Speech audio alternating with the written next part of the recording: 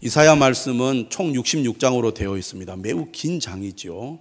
오늘 우리가 읽은 본문은 대단원의 막을 내리는 이사야 66장 마지막 단락입니다. 이사야 말씀을 통하여 하나님께서는 우리들에게 위로와 소망의 말씀을 주셨습니다. 이 말씀이 언제 하나님의 백성들에게 전해졌느냐? 가장 어두운 때, 앞이 캄캄하여 보이지 않는 그 어두운 때 하나님께서 찾아오셔서 이사야 선지자를 통하여 그의 백성들에게 주신 말씀이라는 것입니다. 이 말씀이 어둠 가운데 방황하는 그의 백성들, 앞이 캄캄하여 좌절하고 절망하는 백성들에게 위로와 소망이 되었습니다. 우리가 이사야 말씀을 통해서 기억하는 많은 구절들이 있지만 그중에 41장 10절의 말씀을 기억합니다. 두려워하지 말라, 내가 너와 함께 함이라. 놀라지 말라, 내가 네 하나님이 됨이라. 내가 너를 굳세게 하리라.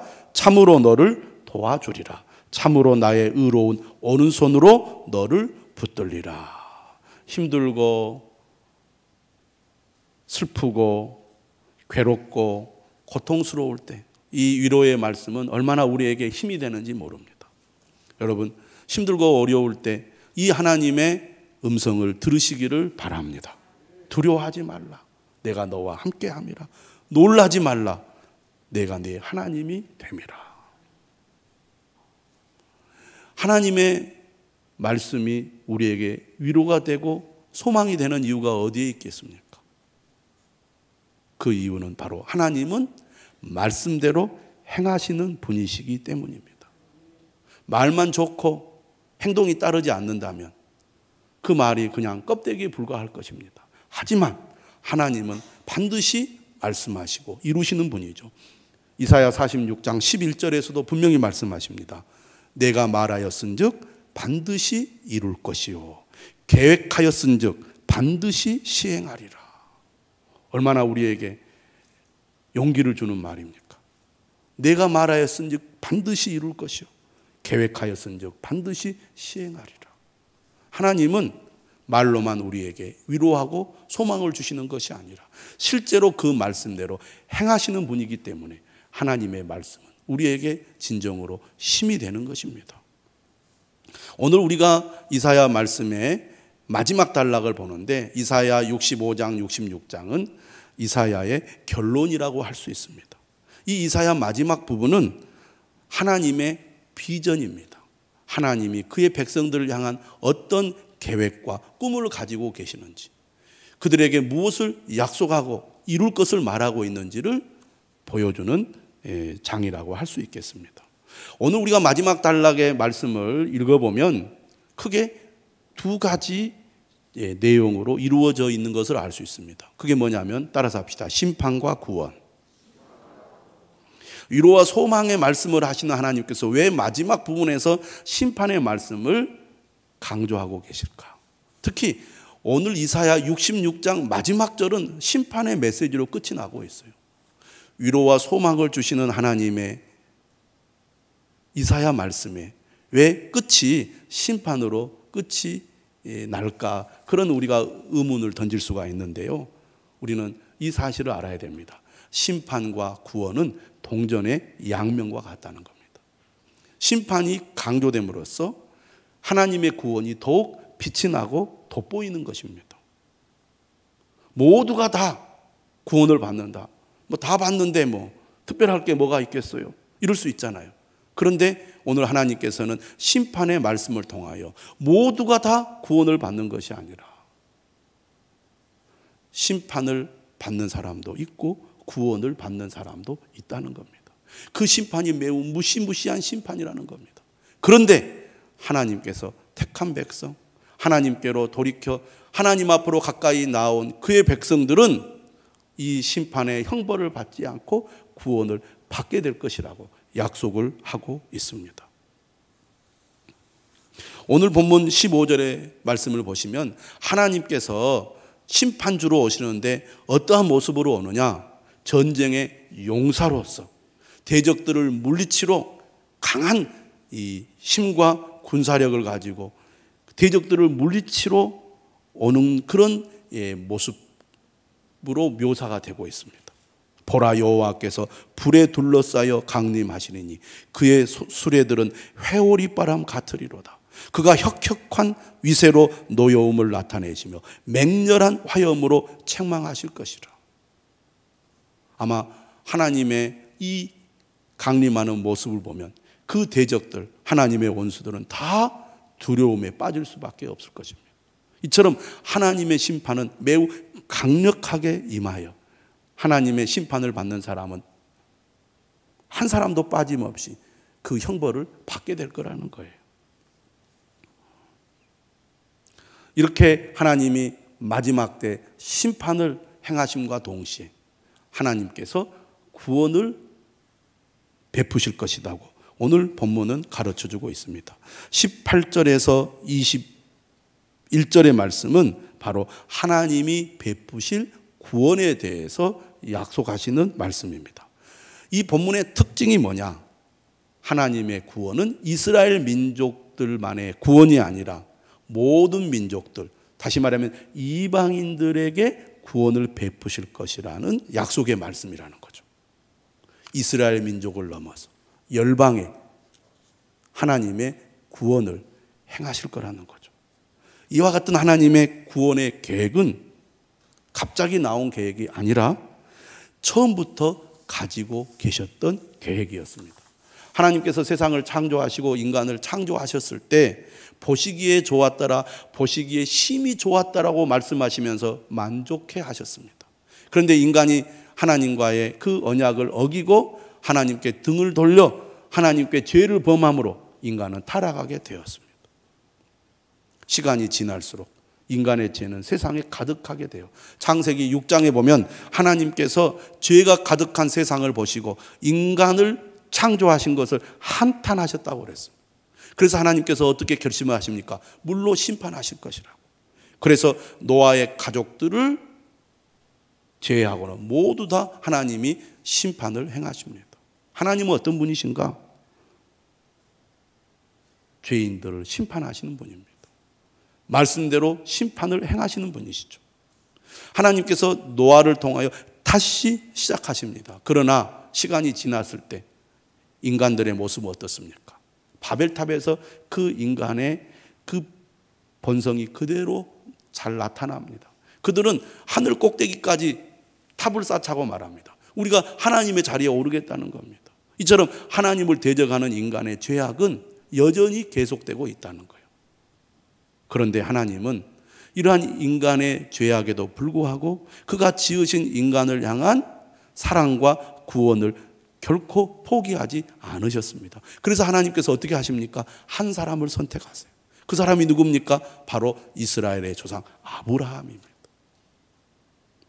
아브라함을 하나님께서 부르셔서 하신 말씀 가운데 매우 중요한 하나님의 약속이 있는데 그것이 바로 창세기 12장 3절의 말씀이요. 따라서 합시다. 땅의 모든 족속이 너로 말미암아 복을 얻을 것이라. 하나님께서 이스라엘 민족을 선택하신 것은 이스라엘 민족만 구원하기 위해서 선택하신 것이 아닙니다. 이스라엘 민족을 통하여 모든 민족을 구원하기 위하여 하나님께서 이스라엘 민족을 선택하신 것이죠. 이러한 하나님의 계획은 아브라함을 선택할 때부터 하나님이 가지고 계셨고 지금 이사야 선지자를 통하여 그러한 비전을 보여주고 있습니다. 오히려 이스라엘 민족이 나라를 잃고 바벨론의 포로로 잡혀가서 비참한 생활을 하고 있을 때 하나님은 그들에게 이러한 비전을 보여주셨습니다. 너희들을 회복시킬 뿐만 아니라 이제 모든 민족을 너희들을 통하여 구원할 것이다. 이 약속이 구체적으로 시행이 되는 때가 바로 예수 그리스도가 우리의 구원자로 오신 이후입니다. 예수 그리스도께서 승천하시면서 성령을 약속하시고 제자들에게 이렇게 말씀하셨습니다. 유명한 구절이죠. 사도행전 1장 8절. 오직 성령이 너희에게 임하시면 너희가 권능을 받고 예루살렘과 온 유대와 사마리아와 땅끝까지 이르러 땅끝까지 이르러 내 증인이 되리라. 여러분, 선교는 하나님의 비전이요 꿈입니다. 교회의 존재 목적은 바로 선교에 있는 것입니다. 하나님께서 우리를 부르셨습니다. 왜 부르셨습니까? 하나님의 비전을 이루는 종으로 삼으시려고 부르신 것입니다. 1884년은 한국 개신교가 이 땅에 처음으로 시작된 해입니다. 한국 개신교가 전파된 지 137년을 맞이했습니다. 복음을 모르는 이 어둠의 땅에 낯선 서양의 선교사들이 이 땅에 와서 목숨을 바쳐가면서 복음을 전했습니다. 갓난 아이들이 이 땅에 와서 풍토병으로 죽었습니다. 그런 수많은 이 순교자들의 피해 열매로 오늘 한국교회가 여기까지 왔습니다. 선교의 대상이었던 대한민국이 이제는 선교하는 나라가 되었고 수많은 나라에 선교사를 파송하는 나라로 하나님이 세워주셨습니다. 얼마나 영광스러운 일입니까? 저는 우리 한국교회가 이 사명을 계속 감당해야 된다고 믿습니다. 하나님의 약속과 비전은 화려할 때 모든 것이 완벽하게 갖추어졌을 때 주어진 것이 아니라는 사실을 알아야 합니다. 앞이 보이지 않는 깜깜한 어둠의 시대에 하나님의 꿈과 비전이 그의 백성들에게 전달되었다는 사실입니다. 지금 코로나로 온 세상이 매우 혼란스럽습니다.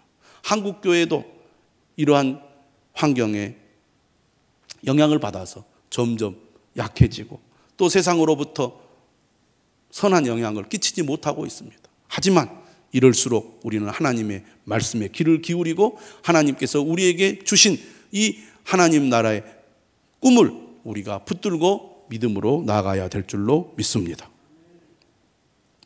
생명을 살리고 영혼을 구원하는 일이야말로 가장 가치 있는 일이라는 분명한 확신이 우리에게 있어야 되겠습니다. 하나님의 꿈과 비전이 예수 그리스도를 믿는 모든 그리스도인들의 꿈과 비전이 되어야 합니다. 왜 우리가 살아가면서 방황합니까? 목적이 불분명하기 때문입니다. 내가 왜 존재하는지, 내가 무엇 때문에 사는지, 내가 무엇을 위해서 살아야 하는지 그 삶의 목적이 불분명하면 사람은 방황할 수밖에 없습니다. 예수 그리스도를 믿는데 믿음의 삶을 살아가는데 왜 믿음 안에서 우리가 방황합니까? 목적이 없기 때문입니다. 왜 우리가 교회를 다닙니까? 왜 신앙생활을 합니까? 구원받기 위해서라고 말합니다. 그 다음에는요, 그저 아무 어려움 없이 우리 가정, 내 삶이 평안하고 건강했으면 좋겠어요. 하나님은 우리가 그런 삶을 살라고 우리를 부르신 것이 아니라는 것을 알아야 합니다. 주님의 일을 하라고 건강도 주시고 주님의 일을 하라고 우리에게 능력도 주시고, 할렐루야. 예수 그리스도를 믿는 목적이 그저 안 믿는 사람들과 똑같은 삶의 희망, 모두가 바라는 가장 아주 기본적인 행복 추구가 예수 그리스도를 믿는 목적이 되어서는 안 되지 않겠습니까? 우리가 주님을 진실로 믿고 주님의 뜻과 비전을 향하여 살아갈 때 하나님께서 이 모든 것들을 우리에게 선물로 주실 줄로 믿습니다. 어떤 상황 속에서도, 어떤 어려움 속에서도 우리가 꿋꿋하게 살아갈 수 있게 만드는 것은 하나님께서 우리에게 주신 이 삶의 목적과 비전을 분명하게 붙들고 있을 때입니다. 우리 자녀들도 마찬가지죠. 삶의 목적이 분명하면 방황하지 않습니다. 시간을 허비하지 않습니다. 우리가 내일 일을 알 수가 없잖아요. 오늘 하루 우리에게 주어진 이 귀한 선물 어떻게 보람 있게 의미 있게 살겠습니까? 하나님의 목적을 알고 그 목적을 위해 살아갈 때가 아니겠습니까?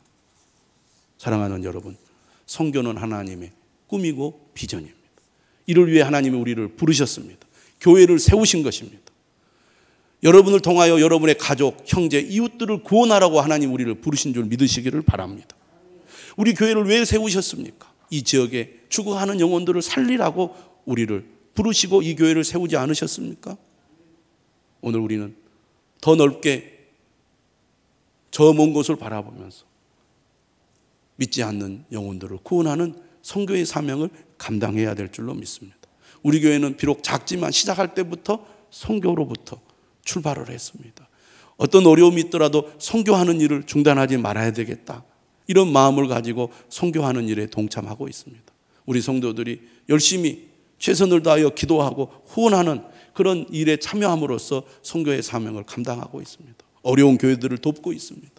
여러분, 지금 얼마나 어려운 시기입니까? 미얀마의 그리스도인들이 고난을 겪고 있습니다. 아프가니스탄에 그리스도인들이 있다는 것을 여러분 기억하실 필요가 있습니다. 그들이 지금 순교를 당하고 있고 당할 수밖에 없는 매우 어려운 상황에 직면해 있습니다. 여러분, 이처럼 고난받는 그리스도인들을 위해서 기도해 주시고 이들을 위해서 수고하는 선교사님들을 위해서 기도해 주시기를 바랍니다. 선교는 하나님의 꿈이고 비전입니다. 오늘 우리에게 부여하신 하나님의 거룩한 목적임을 우리가 분명히 알아야 되겠습니다.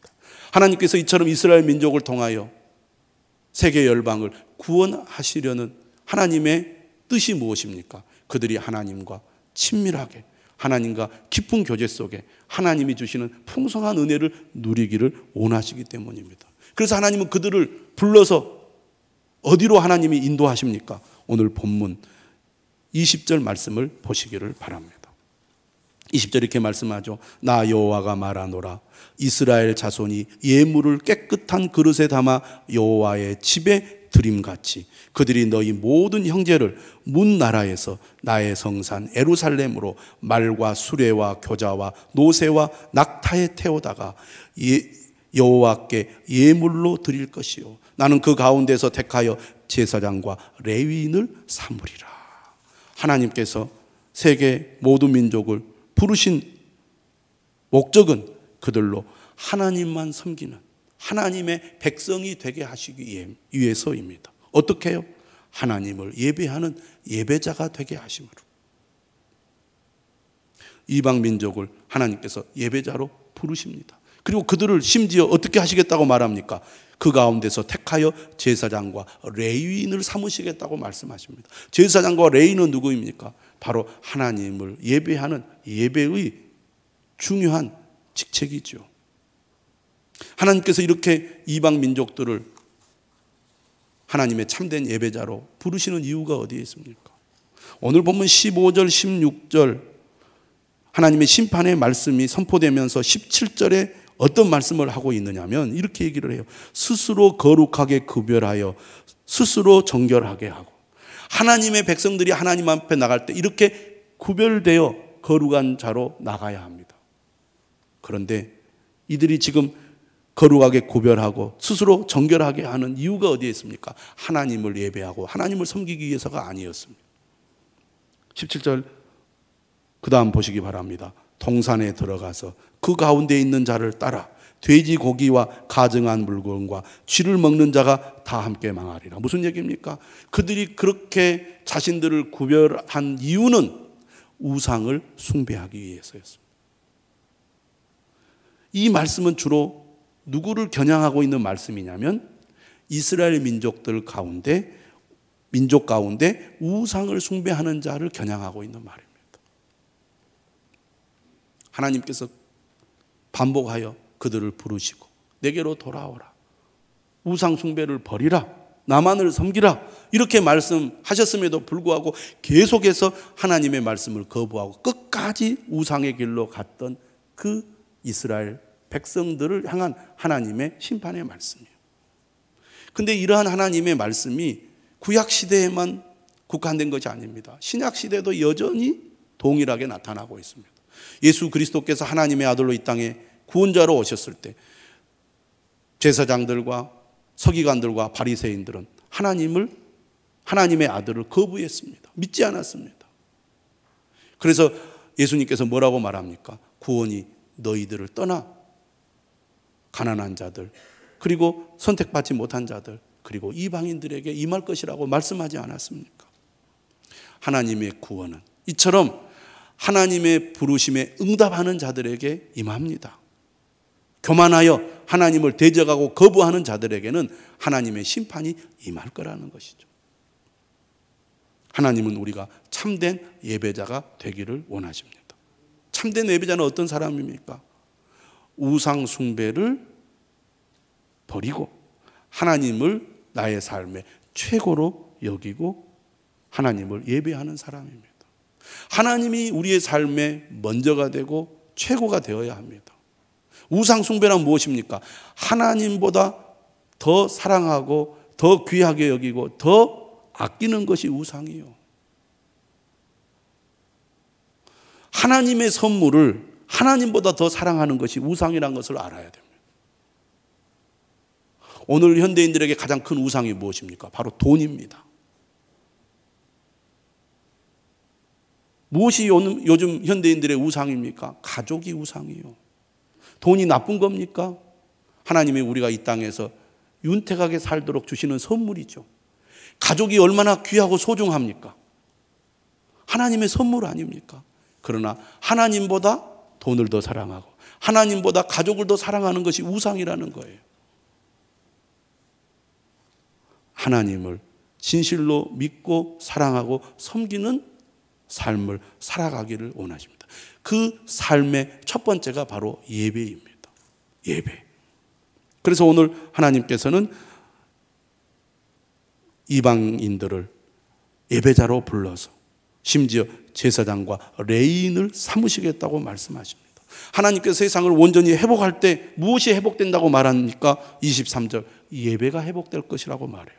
23절을 보십시오. 여호와가 말하노라 매월 초하루와 매 안식일에 모든 혈육이 내 앞에 나와 예배하리라. 진실로 하나님이 나의 전부가 되시고 나의 주인이 되신다고 믿는다면, 하나님만이 나의 구원임을 믿는다면 오늘 우리는 하나님 앞에 나와 예배 드리기를 즐거워해야 할 것입니다. 하나님은 우리가 참된 예배자가 되길 원하십니다. 그것이 우리를 구원하신 목적 가운데 하나라는 것을 알아야 되겠습니다. 그러므로 믿는 자들은 어떠한 신앙생활을 해야 되겠습니까? 예배자가 되어야 됩니다. 예배자가. 이사야 56장 6절 7절에 이런 말씀이 있습니다. 또 여호와와 연합하여 그를 섬기며 여호와의 이름을 사랑하며 그의 종이 되며 안식일을 지켜 더럽히지 아니하며 나의 언약을 굳게 지키는 이방인마다 내가 곧 그들을 나의 성산으로 인도하여 기도하는 내 집에서 그들을 기쁘게 할 것이며 그들의 번제와 희생을 나의 제단에서 기꺼이 받게 되리니 이는 내 집은 만민이 기도하는 집이라 일컬음이 될 것임이라. 예배를 사모하고 예배를 귀하게 여기는 여러분들이 되시기를 주님의 이름으로 축원합니다. 그러므로 예수 그리스도를 믿는 그리스도인이라면 주일 성수를 생명처럼 여겨야 됩니다. 지금 코로나 때문에 하나님 앞에 예배 드리기 어려운 환경이 조성돼요. 세계 대부분의 많은 교회들이 현장 예배와 방송 예배를 동시에 실시하고 있습니다. 왜요? 코로나 때문에 예배를 드릴 수 없는 환경에 있는 성도들이 어떻게 해서든지 예배를 드릴 수 있도록 돕기 위해서입니다. 그러므로 우리가 할 수 있으면 예배당에 나와서 예배를 드려야 됩니다. 그런 환경이 아니라면 우리가 어떻게 해서든지 실시간 예배를 드려야 됩니다. 그런 환경도 안 되는 경우가 있습니다. 그러면 우리가 녹화 방송이라도 하나님 앞에 예배를 드려야 된다는 거예요. 이렇게 예배에 목숨을 걸고 예배를 가까이 할 때 하나님께서 우리에게 은혜를 주시고 우리의 믿음을 지켜주시고 세상에 물들지 않는 사람이 되도록 우리를 인도해 주실 줄로 믿습니다. 예배가 생명이고 능력임을 믿으시기를 바랍니다. 우리 교인들 가운데 어떻게 해서든 예배를 드리려고 예를 쓰는 분들이 있습니다. 또 가족들을 어떻게 해서든지 예배 드리게 하기 위해서 예를 쓰고 노력하는 분들이 있어요. 저는 하나님이 그 중심을 보신다고 믿습니다. 얼마 전에 제가 가까이 지내는 목사님 가정에 큰 일이 발생을 했습니다. 작은 아들이 그만 교통사고로 세상을 떠나고 말았어요. 30대 초반에 아주 유능하고 아주 사랑스럽고 멋진 아들이었습니다.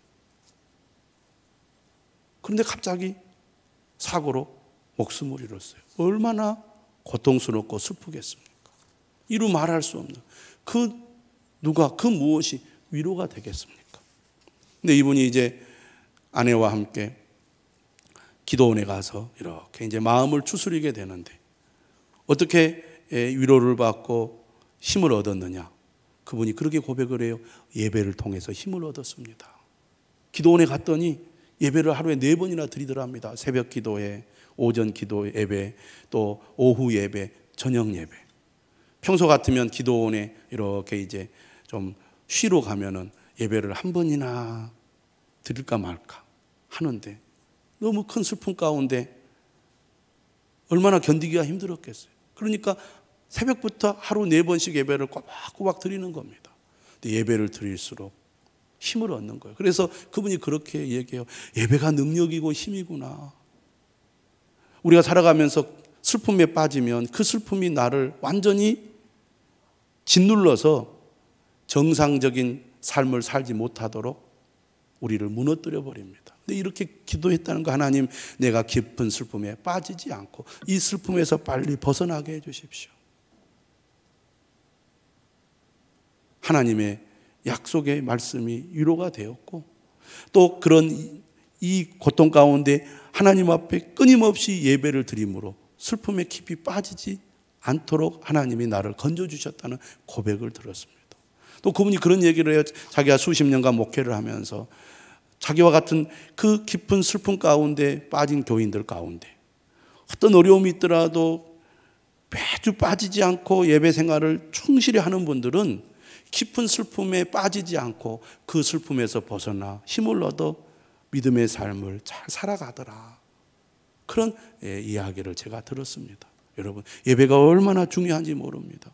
정말 답답하고 힘들고 견딜 수 없는 고통 가운데서도 예배는 우리에게 힘과 능력이 되는 것입니다.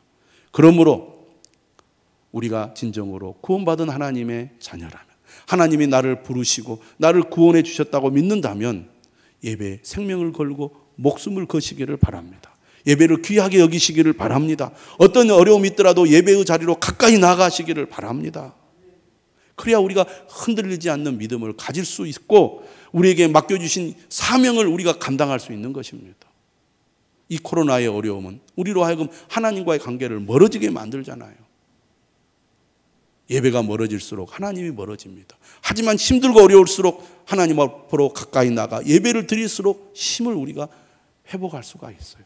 하나님은 우리가 진정으로 회복된 삶을 살아가기를 원하십니다. 무엇을 통하여? 예배를 통하여. 특히 우리가 믿음으로 정말 살아가기를 원한다면 예배가 회복이 되어야 합니다. 근데 갈수록 신앙생활을 하면 할수록 예배가 멀어지는 분들이 있어요.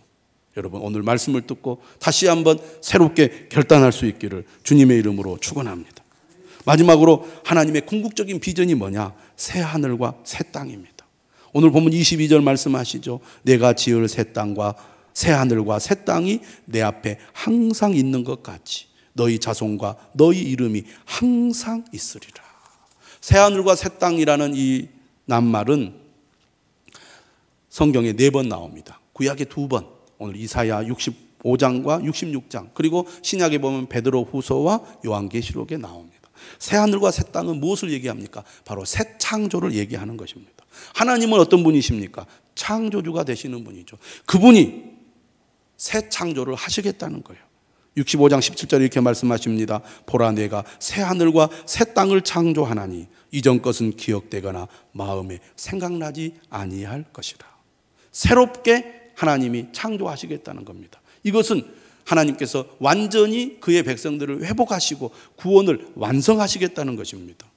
이 하나님의 새 하늘과 새 땅의 비전이 어떻게 성취되었고 되고 있습니까? 첫 번째는 예루살렘으로의 귀환입니다. 바벨론 포로로 잡혀갔던 이스라엘 백성들이 예루살렘에 귀환함으로 이 말씀이 1차적으로 성취되었고, 두 번째는 예수 그리스도를 믿는 그리스도인들과 교회를 통하여 이 하나님의 비전이 성취되었고 되고 있습니다. 그리고 마지막으로 예수 그리스도께서 재림하실 때, 종말할 때 영원한 하나님의 나라를 이루심으로 하나님께서 이 비전을 이루실 것입니다.